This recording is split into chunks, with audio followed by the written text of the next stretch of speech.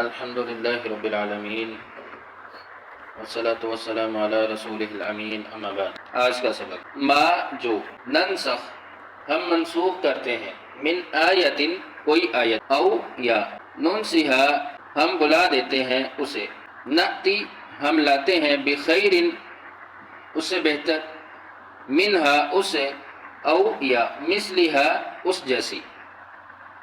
ما ننسخ من آیت او ننسیہا نأتی بخیر منہا او مثلہا،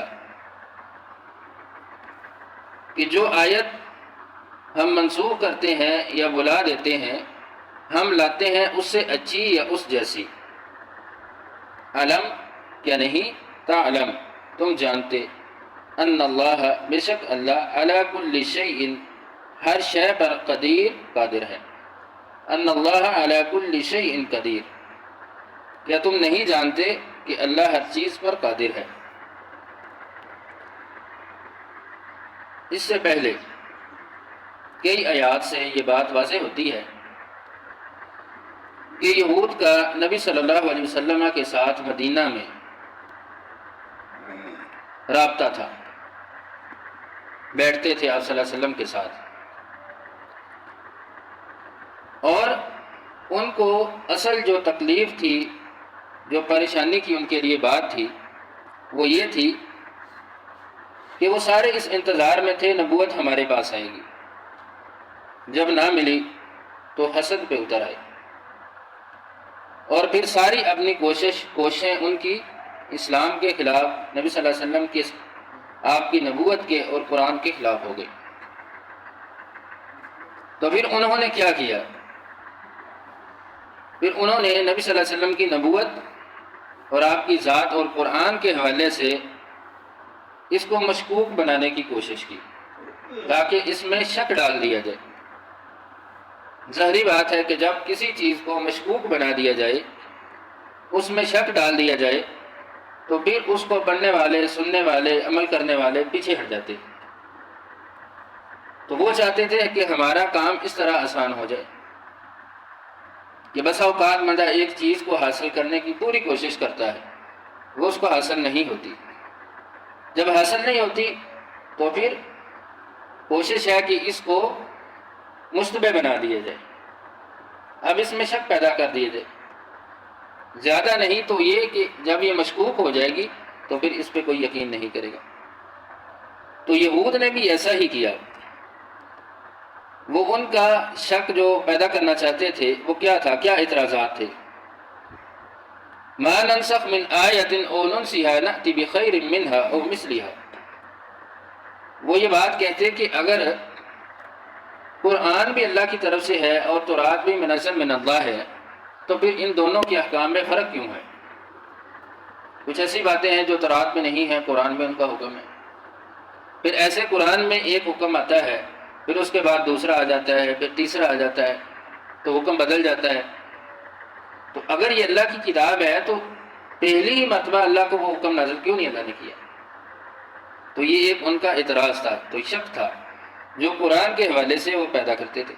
تو اللہ رب العزت نے اس کا جواب دیا ہے کہ جو بھی ہم آیت منسوخ کرتے ہیں، نسخ ہوتی ہے، نسخ کا معنی ہوتا ہے کہ ایک شرعی حکم کو دوسرے شرعی حکم کے ساتھ ختم کر دینا۔ تو اللہ رب العزت فرماتے ہیں ہم کوئی بھی آیت منسوخ کرتے ہیں یا ہم اس کو بلا دیتے ہیں تو پھر ہم اس کی جگہ بہتر لے کے آتے ہیں یا اس جیسا ہی حکم لے کے آتے ہیں۔ تو اس کی قرآن میں مثالیں موجود ہیں کہ منسوخ آیات، متقدمین نے تو کہا کہ 500 کے قریب قرآن میں ایسی آیات موجود ہے، ایسا حکم ہے۔ شاہ ولی اللہ محدث دہلوی رحمہ اللہ کہتے ہیں کہ 5 آیات قرآن میں ہیں، بعض کہتے ہیں 6 ہیں، امام سیوطی رحمہ اللہ 20 کہتے ہیں، ابن عربی رحمہ اللہ اس کو 21 کہتے۔ تو بہرحال قرآن میں ایسی آیات موجود ہیں کہ جیسے پہلے حکم تھا کہ بیت المقدس کی طرف منہ کر کے نماز پڑھیں، پھر حکم آیا اللہ رب العزت کی طرف سے کہ بیت اللہ کی طرف منہ کرو۔ یا زانی عورت مرد کے لیے قرآن کا پہلا حکم سورہ نساء میں ہے کہ ان کو بند کر دو، تو پھر دوسرا سورہ نور میں حکم اللہ رب العزت نے دیا کہ ان کو 100 کوڑے مارو۔